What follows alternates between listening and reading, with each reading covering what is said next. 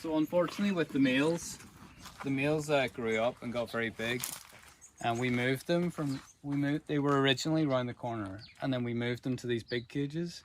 But unfortunately in the middle of the moving process, the two boys got very big, and then they didn't like being put together again.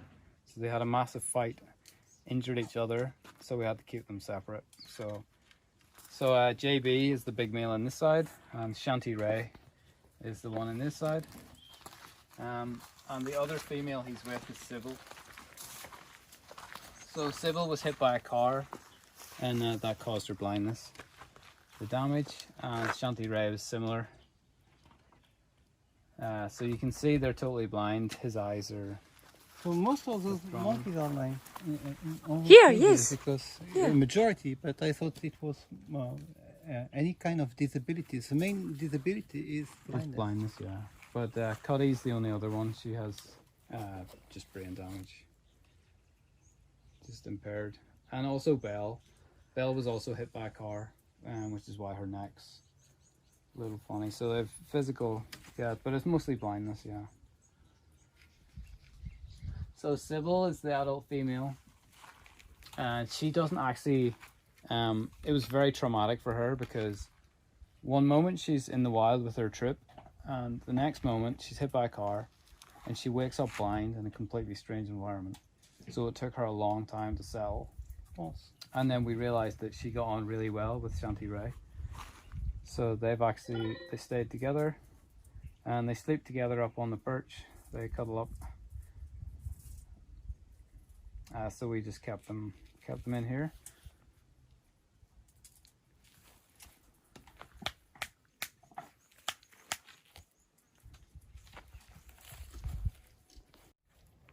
So Satchmo is only our second ever samango baby. Mango here was our first 4 years ago. So he's a big 4-year-old. So Satchmo arrived on Christmas Day, so he's a little Christmas baby. And he's very small. He was only a few weeks old. So the problem with the samangos is that we didn't really have a foster mom. We don't have any adult females. So we weren't sure how to deal with Satchmo. So we just decided to introduce him to these two. And it was a little iffy at the start. Mango played a bit too rough, but Z didn't really like him the first couple of times they met. But after that, they were just really great together. Samango monkeys just have this really laid back attitude.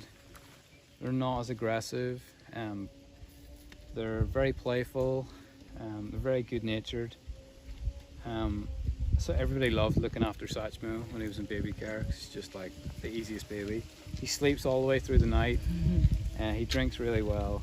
So samango babies, they don't have as much social interactions as the other monkeys. No, Is that a problem for them? not really. I mean, there's not much we can really do. No. Well, unless you have more. Yeah, so we would love to get more. Unfortunately, the samangos are just very rare.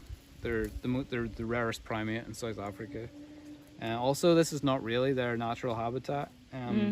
They have thicker coats. They're mostly higher up in the mountains and in the forests. On the cliffs or something? Not so much cliffs, but in the deeper forests at higher altitude where it's colder. They live high up on the treetops. They don't really come down too much. They are quite similar to vervets though, and the vervets and the samangos can actually live together. So if for some reason we did need to put vervets in here, we could do that. Like for Satchmo played with the vervet babies. But we want to keep them separate. We want to give them their own enclosure. And now that we have this new enclosure, this took quite a bit of fundraising. It's like 6,000 euros to build this. And we only did that 2 years ago. So now in a position where we can take in more samangos. So hopefully we can do that. But I love them. They're my favorite. They're just so beautiful, and the noises they make as well. And like Satchmo has just been just amazing. Just a lovely baby.